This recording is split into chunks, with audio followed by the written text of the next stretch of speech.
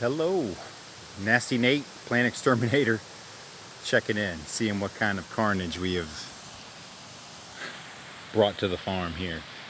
So this is where one of the guys that we have working on the bananas, I had a little pocket set aside here, a little finger that hangs out on the property. So that runs next to the creek here, and it looked like a great crop area. So I had stopped planting the bananas, which you can't really tell over there. That's our newest planting back over there, and I'm going to get over there because that's where we did the most damage with some weed spread. But Rokey's over here, and he's got the green beans planted. Where you see the white, that's where the green beans are coming up, and they look really great.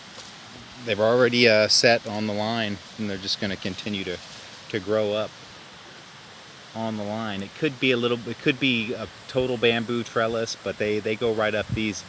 And I like to see that he put some height. He used the nylon at the top because they do get weighed down, so that way he could make them a little taller. And so all of those that little section would be green beans. And then he's got a little section over on the side here, just to the left of the green beans, which are silly peppers. So it'll be interesting to see how those come up and do as well, it's funny because the other guy who we have, Ian, who's got another one of these little pockets on the side directly over there, he's doing green beans, and so they both chose green beans and silly peppers, which is funny. I thought they might mix it up a little bit, diversify a little bit. But just where that bamboo is, and that bamboo, that's where I have that creek. Not the well creek. That's a totally different one. But that one, where the durian are, this creek here, it's the durian on the one side of it and the mangosteen on the other side. Well, as it comes down here, it's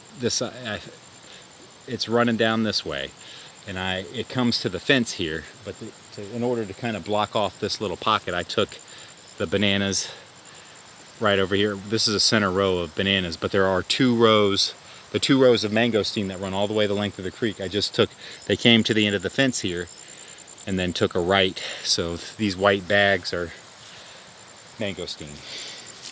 And the mangosteen of my fruits, man, they're close to, they're my second favorite. I love the rambutan, but I really like the mangosteen too, so I really wanted these guys to do well. It's just they are a very slow growing tree, and they need moisture. Like this one, it's been raining a lot over here, but it's still not looking so good.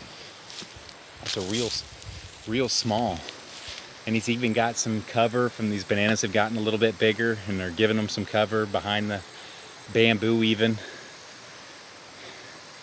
I'm getting a lot of rain here too. So that little creek over there is rushing pretty good.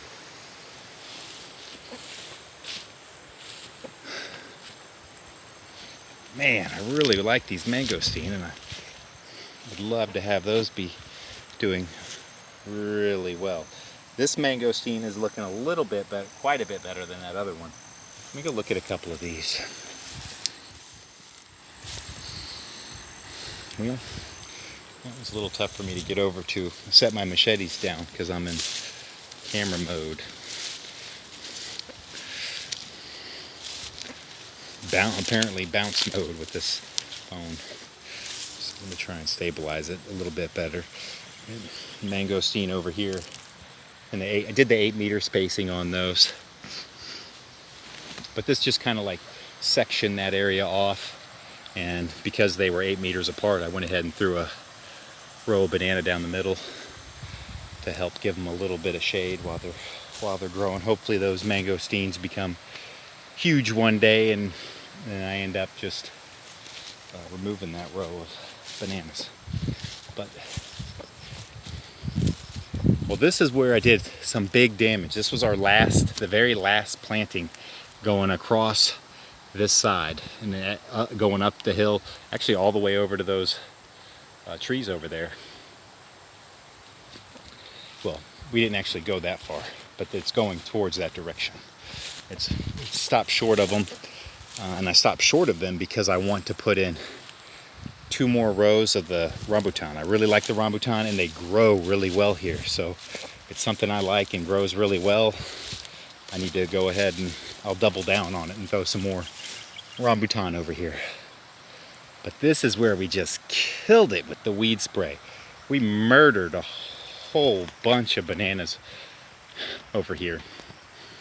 If I had to guess, and I am guessing because I didn't actually go through and count the murdered bananas, I'm gonna say 200 dead, another 200 in critical condition we're trying to bring back, which is going to delay them from growing. I've already come back through here, replanted some of the dead ones, so their suckers are in the ground. They haven't come up because that just happened this week. And a lot of these were planted from suckers, which we got the suckers from the best, nicest looking farm that we could find around here. We had gotten some rough looking suckers before, which had come up as bunchies and stuff. And I'm going down a path right here where I left open for a road, but that weed spray too, it also it messes up the leaves on the little ones. And so then you're like, is it bunchy top? I can kind of tell because the bunchy tops will have the new leaves coming out become shorter as they go. Like I can tell this one right here, that was just from the weed spray. However, I'm looking at this one, I'm thinking more bunchy top.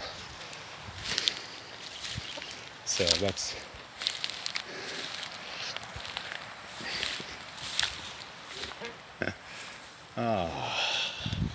and then on this, those bananas there are the neighbors.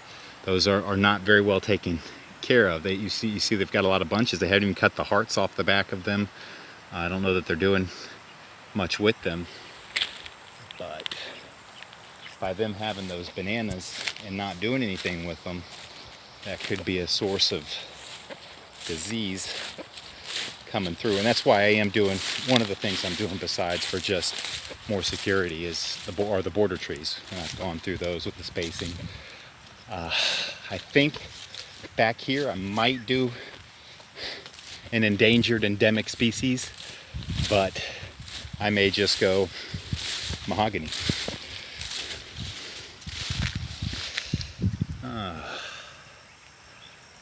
Yep, got some bunch of murdered ones here, replants in the ground. So yeah, we did it bad with the weed spray. And even on the green side over there, we haven't sprayed those with green spray. I mean, we didn't spray that with weed spray, but we did go ahead and put some suckers in the ground. But running along the mahogany here, actually all the way over to the house up top, that's where I want to put in the 2 rows of the rambutan. And then I'll fill in the rest of this. Well, we did fill in most of this section. We are filling it in with the bananas, and then left that spacing for the intercrop with the cacao. Possibly coffee, but I think I have the area where I'd like to maybe intercrop with a little coffee.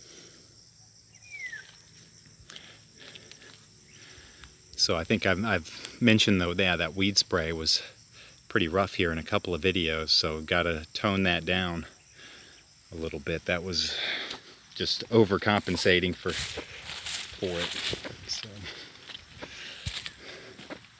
I'll go ahead and end her there and let you guys know how the silly peppers and the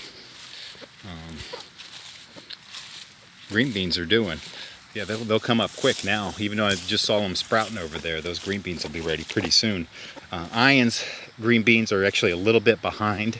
He needs to get his trellis up though, because they are out of the ground. But Ian's silly peppers, he's got a lot more silly peppers planted, and he planted, and he's already harvesting those. Last week, they had harvested something like I think it was 24 kilos and they were 120 pesos per kilo.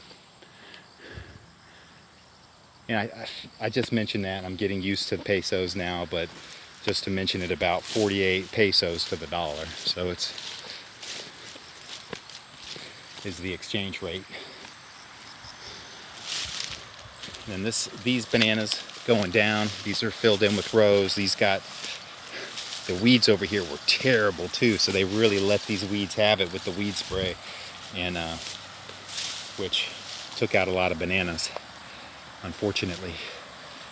But over here there's already some border fences, or we have the fence up here, but some of the trees that are already there is kind of like a fence, so I may just go two rows of the border tree along this little section here.